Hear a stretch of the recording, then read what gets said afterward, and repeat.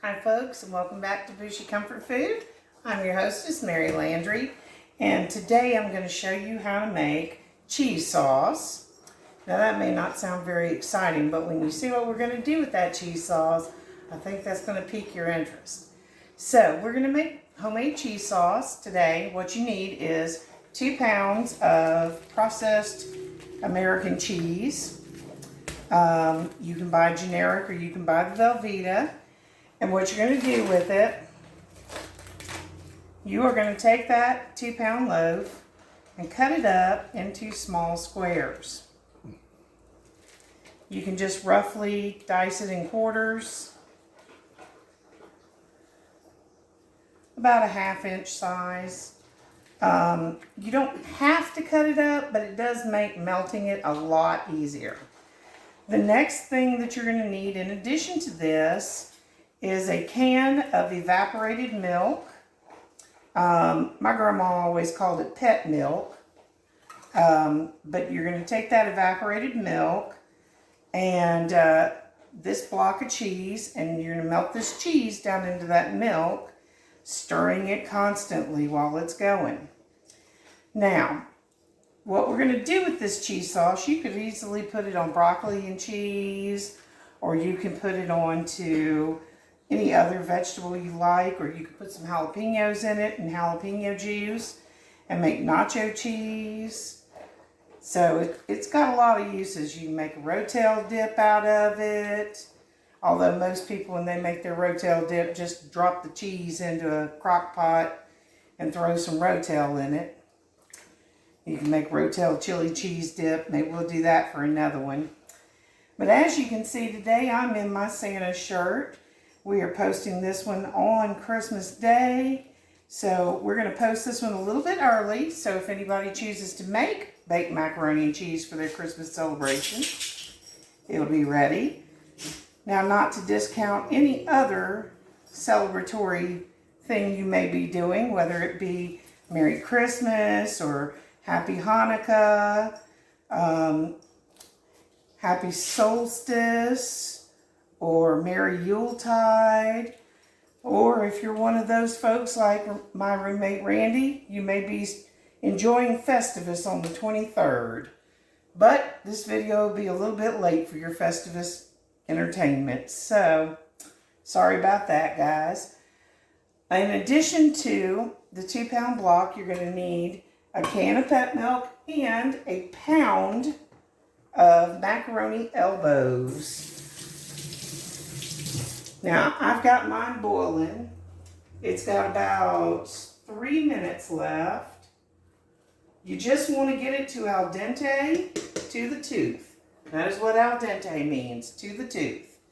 That means that your pasta is still firm, but that it's soft enough to eat.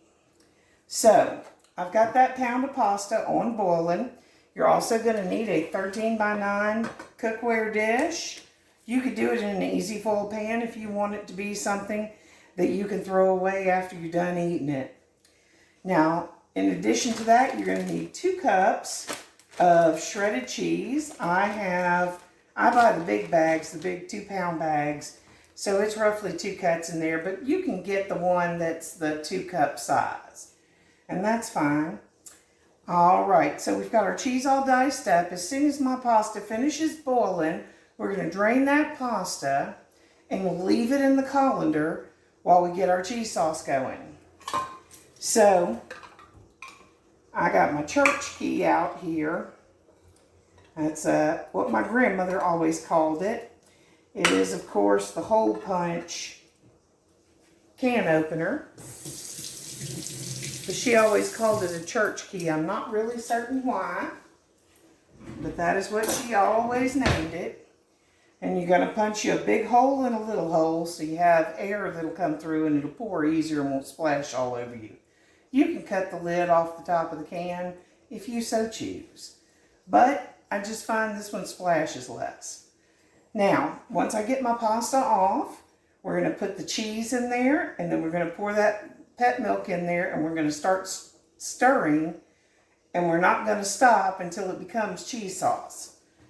So, now I know many people who make their macaroni and cheese different ways.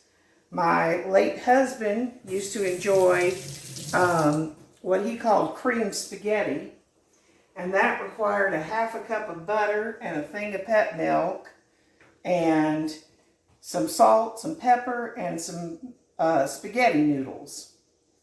So everybody makes something a little bit different. But this one is mine, and this has always been a holiday favorite with my kids. They like this much better than, you know, your bargain macaroni and cheese. Craft dinner, as they call it in Canada. And so they like this a lot better. And it comes out so thick and just like a piece of cake.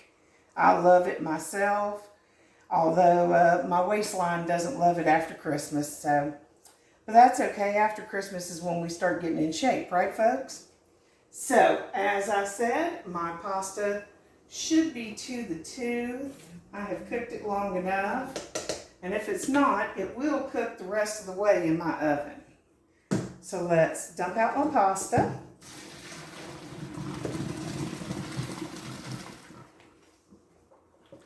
And I've got an empty pot. Now it's hot now, so I'm just going to drop my cubes of cheese down in here. Oops, I missed the pasta. But one little elbow decided to hang out in the bottom. We don't want it to overcook. So we're going to drop all our cubes into the bottom of the pot. The smaller you dice them, the less time you have to stir it, I'm just telling you. But I do them in about 1-inch cubes. I find it cooks down just fine like that. Now you don't have to use the same pot. I just find that starting with a hot pot just kind of helps. So, now you might be saying, well, why can't I use cheddar cheese? You can, but it's not going to be as smooth. I will just tell you, cheddar cheese does not melt as well in this as the processed American cheese does.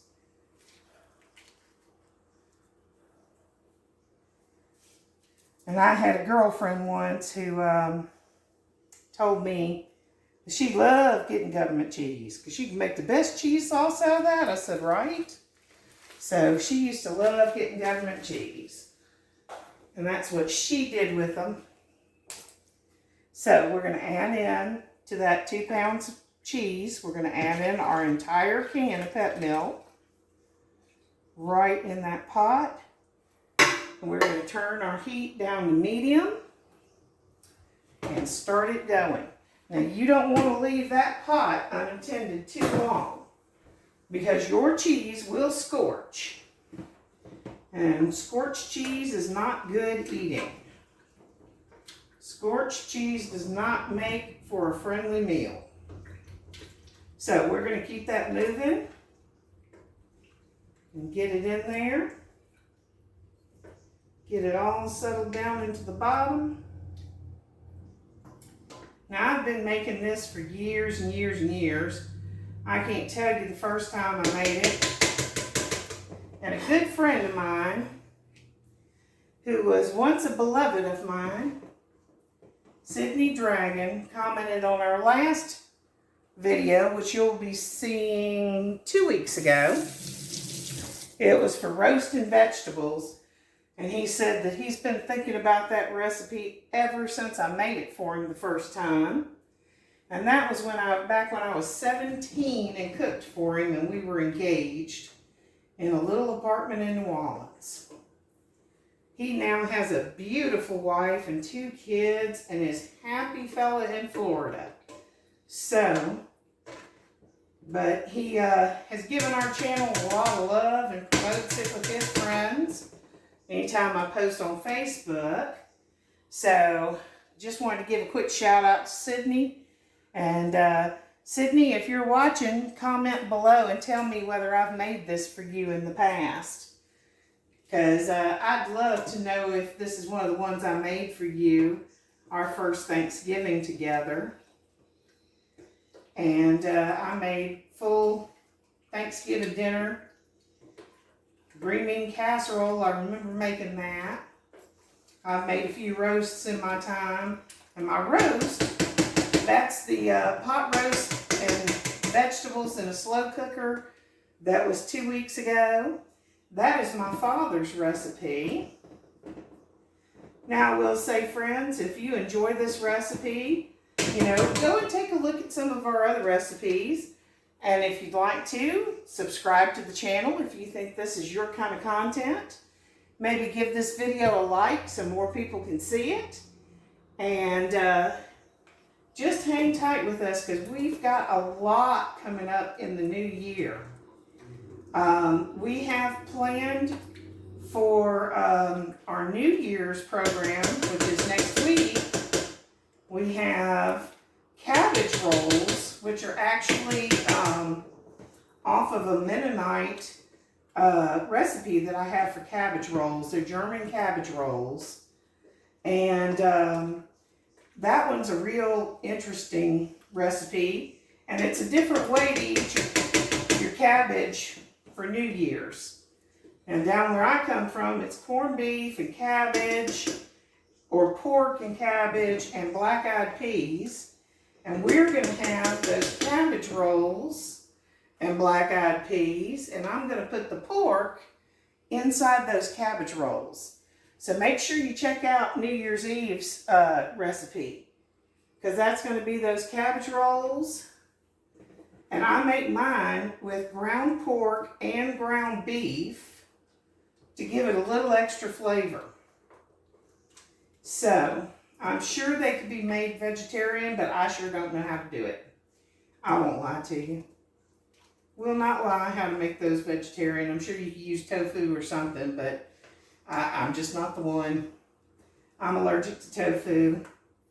I mean, I don't mind making vegetarian dishes, and you'll find some of my dishes will be vegetarian, not vegan, however, because I do like putting cheese in my things. So we will have a few vegetarian ideas on this channel, but we are getting there with our cheese sauce. Now you're going to keep stirring this, like I said, until those clumps and glumps get done. And when you do, when it turns out smooth, you know your cheese sauce is done. And like I said, you could put that over broccoli. So look how I still got a few clumps in there, but you can see how it's running. Once I get this done, you can always do this on broccoli. You could put jalapenos, diced jalapenos in here, and jalapeno juice and make it nacho cheese. You could do all kinds of wonderful things with this cheese sauce. But this is our first step toward getting our macaroni and cheese rumbling.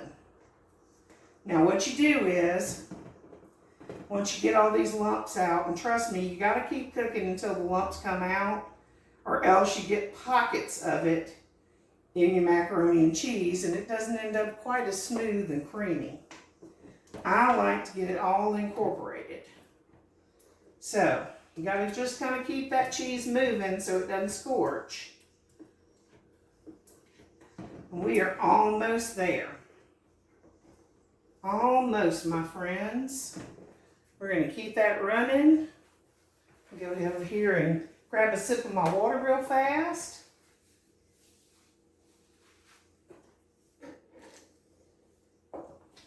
Like I said, don't walk away from it for too long or your cheese will scorch. And if it scorches, there is no bringing it back. You'll have to start over. All right, we are getting there. It's almost smooth. We got a few tiny little, see, you can see a few tiny little lumps in there, but we're getting there. It's just a lot of love and time, my friends. But you can see this goes fairly quickly. And since I've cooked my pasta ahead of time, that means that we are ready to rumble once this cheese sauce finishes. Like I said, you want nice and smooth and silky. Nice and smooth and silky. We just got a couple of lumps left and we are good to go. All right. I think we might be there. Nope, got a couple more lumps in the bottom. Like I said, keep it moving, scrape down your sides. I just do it all in my big stock pot because it's just as easy to do it that way. Alrighty. So, once you've got your cheese sauce nice and smooth, you take it off your heat. Make sure your macaroni has been shuffled around so that, now look at this. See, look how nice and smooth and creamy that is. Okay. Oops, my pasta is still dripping some. We don't like that. That's not good eating.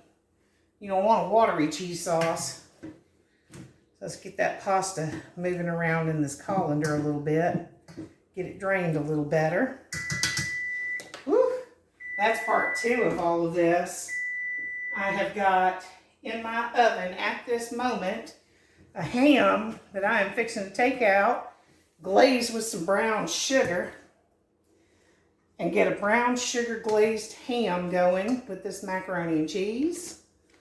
And we're going to eat ours with, I believe, broccoli tonight. I'm not sure what we planned with it, but it's going to be good. All right, so once you have your cheese sauce made up, you're going to take your pasta, stir it in there, make sure it is well coated. Make sure you get all the way to the bottom. Okay. Ooh, buddy. Now we're going to take our pasta, pour it out into our 13 by 9.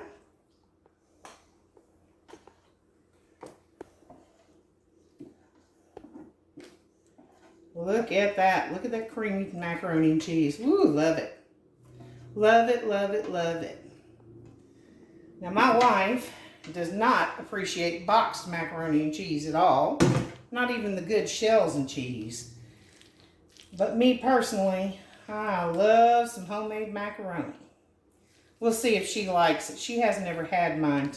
So tonight's going to be her first try on it. Alrighty. So, look at that. Nice and cheesy macaroni and cheese. Now, here comes my favorite part. I'm going to throw a little water in that pot. You're going to take your 2 cups of shredded cheese. Now this particular one I have Fiesta blend, but you can really use whatever kind you like. You could even do shred up some cheddar jack if you want a little zip to your macaroni and cheese. But I try to make mine as friendly to everybody as I can, so I usually don't do pepper jack on it. But we're going to take our 2 cups of cheese, make sure we've got it spread out evenly across the top. My wife decided to get in my cheese a little early today, so I'm hopeful I still have 2 cups. She just gave me a raspberry for that one. But I told her to stay out my cheese because I needed it.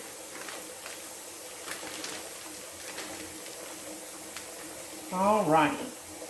So we're going to get that spread out in a nice even layer across the top of our macaroni. And you're going to put this in to a 400-degree oven for about 15 minutes until that cheese gets nice and cooked and melty all over the top and starts to brown and crunchy around the edges. So, we will be back to you with this macaroni and cheese as soon as it comes out the oven so you can see what it looks like. All right, folks, stay tuned. We'll be right back. 15 minutes later. Okay, folks, we're back and our macaroni's out of the oven. Ooh, it's all bubbly and gooey. Oh, my goodness. All right, so tonight's celebration and Christmas dinner is going to be ham. And we have broccoli and some herb and butter.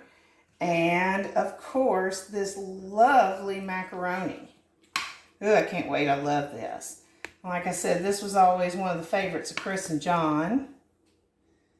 Let's get us a nice big slab of this. Now, the thing I've always liked about this is usually, and I will probably jinx myself, But usually this comes out like a slab of cake. Look at that. Ooh, buddy. All right, baked macaroni and cheese and a spiral sliced brown sugar ham and some broccoli and cheese sauce. Sounds like a celebration dinner to me. How about you? All right, my friends. This has been homemade cheese sauce and homemade baked macaroni and cheese. I am your hostess, Mary Landry. If you've enjoyed this video, give us a like. If you think you'd like to see more videos from this, give us a subscribe and hit that notification bell, and you'll see every time we come out with a new video. So I'm ready to dig into this ham and macaroni and cheese and broccoli and go enjoy the rest of my evening. I hope you have a very happy holiday. I hope that your holiday is filled with love, family, and lots of good eating. Okay, my friends, from Bougie Comfort Food, I'm Mary Landry.